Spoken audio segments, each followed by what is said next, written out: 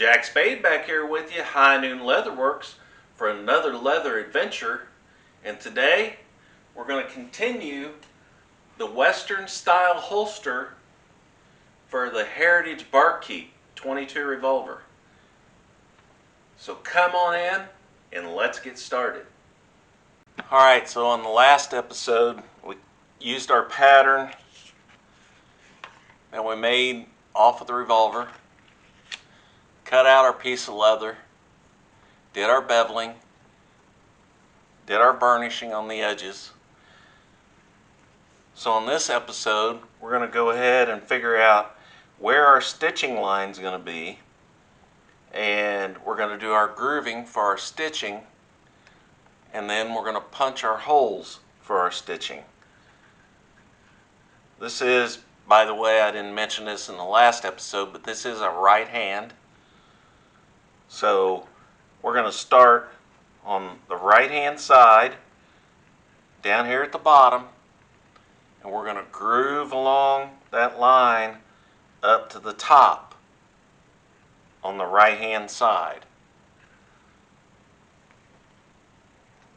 So we'll take our grooving tool, start at the bottom, and I've got this set about 1/8 of an inch to 3/16 of an inch away from the edge. And it does have a lot of curves in it, so you want to really take your time and go slow and follow that edge and turn that tool as you're coming up the side where you're going to come up and end your stitching. Now, when I get to the end, there's a couple things you can stop, kind of turn and pull up and pull that piece out that you just grooved, and then take a good sharp point on your knife and just poke it right at the end of that, and that'll take that piece out that you just grooved for your stitching line. So we end up with a nice groove from the bottom all the way up to the top, where we're going to stop the stitching. So we can take a scrap piece of leather,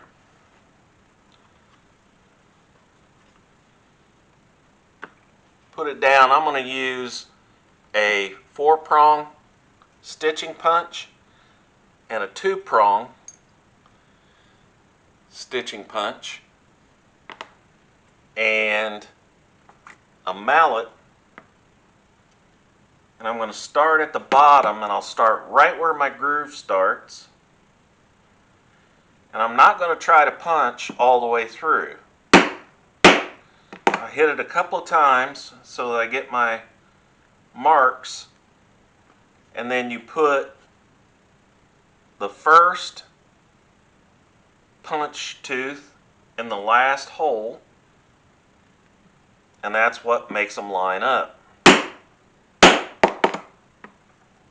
If at this point I was trying to punch all the way through, I'd find it hard to pull those out, so I just hit it a couple of whacks with the mallet.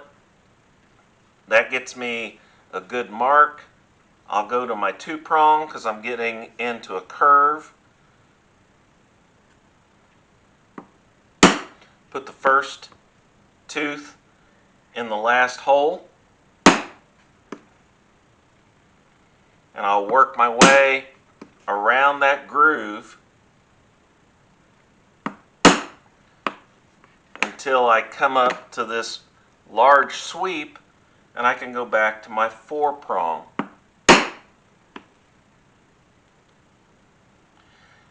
The key is to make sure before you hit your punch, your stitching punch, that you make sure that all of the teeth are on the groove. So you want to stay right on that groove line.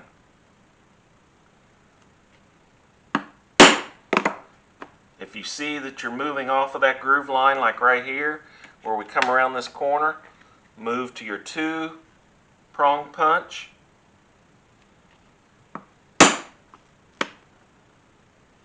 And that'll get you around the corner. Then I can move back to my 4-prong punch when I get to a straighter part of the groove line. And here at the end, I'll go ahead and move to a 2-prong punch and finish that out.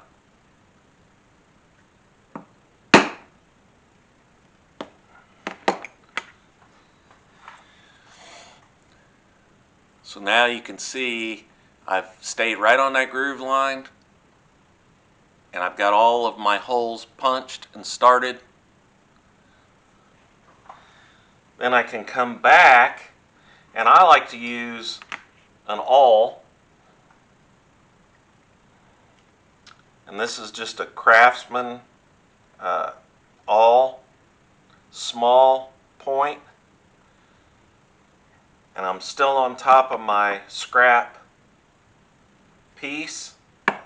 And if I give it one whack after I've already put my marks in there, it makes me a really nice stitching hole, and it goes all the way through that top piece of leather.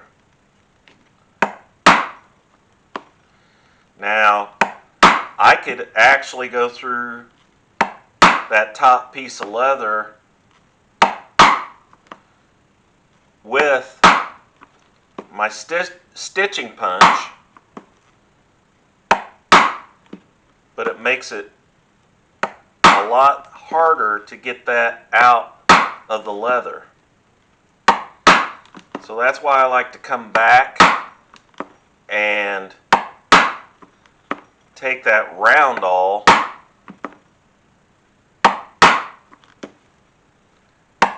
and follow it up in those punch holes.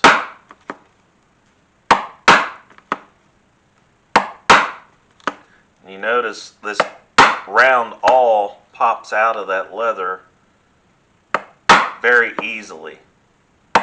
So you might think, man, that's twice the work, but if you're fighting trying to get those stitching punches out of there, you actually are saving time coming back and punching through with the round awl, and it makes a very nice round stitching hole.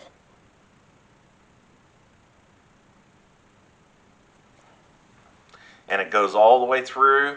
Now my needle will go right through that. So the next thing we need to do is we'll come back and we got to do the back side.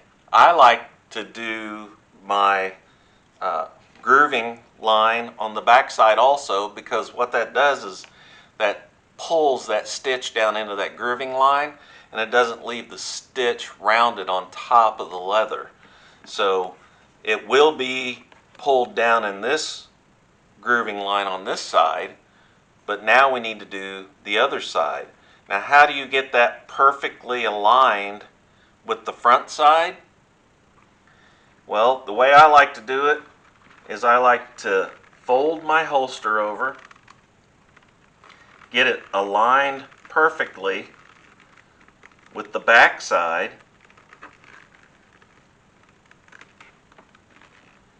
and then take my 2-stitch awl or my 2-stitch punch stick it down in my holes that are already through on the front side, and punch it through to the back side. And what that does is that makes my marks so I know exactly where to start on this side.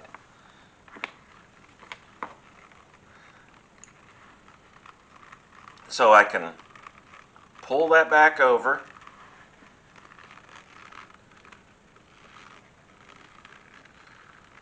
put that through the same holes that I just made, and then come back, make sure this is perfectly even so that I have a nice edge. And I can either use my 4-hole punch, or I could use a single. I think I'll go ahead and use the 4. And the more prongs you have, the harder you're going to have to hit it, and the deeper you need to go, because obviously it's going to take a little more to put 4 prongs through that leather than it did for 2. So I can take my 2-prong punch out, come back, remove my 4-prong punch, and you can see when you drive that 4-prong punch through there,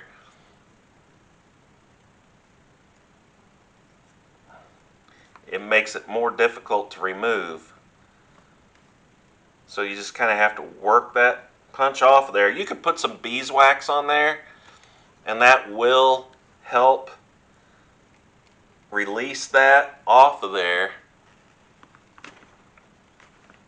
But you can pull that out, turn it over to the back side, and now I have exactly the line, because I haven't changed my grooving tool, so I know exactly where to start.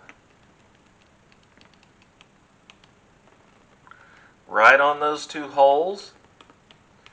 Follow that around. Again, I'm going slow, making sure I'm following every curve slowly, and I'm coming down to the 4 holes that I put on the other end, and I'm going to stop at the last hole. So I know where to start my groove, and I know where to stop my groove. And that one, I just pulled it out. I didn't have to actually cut that one, because I already had a hole punched through there, so it popped right off. So now I know exactly, since my punches are spaced apart, I know where to start on the back side. And that's going to match the front side. Go to my 2-prong, come around the corner, and as long as I stay right in that groove, it's going to match the front side. Again, I'm only punching through the top part, or the top thickness. I'm not trying to go through the entire thing, or the entire thickness of the leather as I go through or use these stitching punches. And you can buy different types. I'm sure there's better stitching punches than others.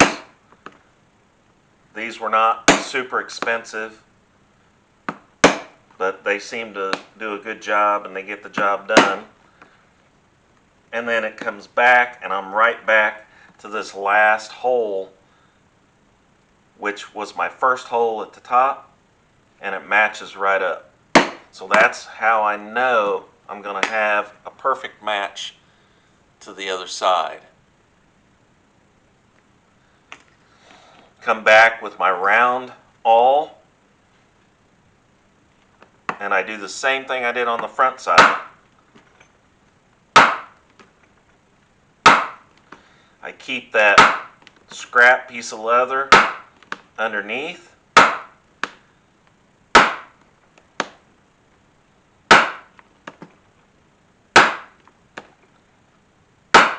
That gives me a nice round hole for stitching.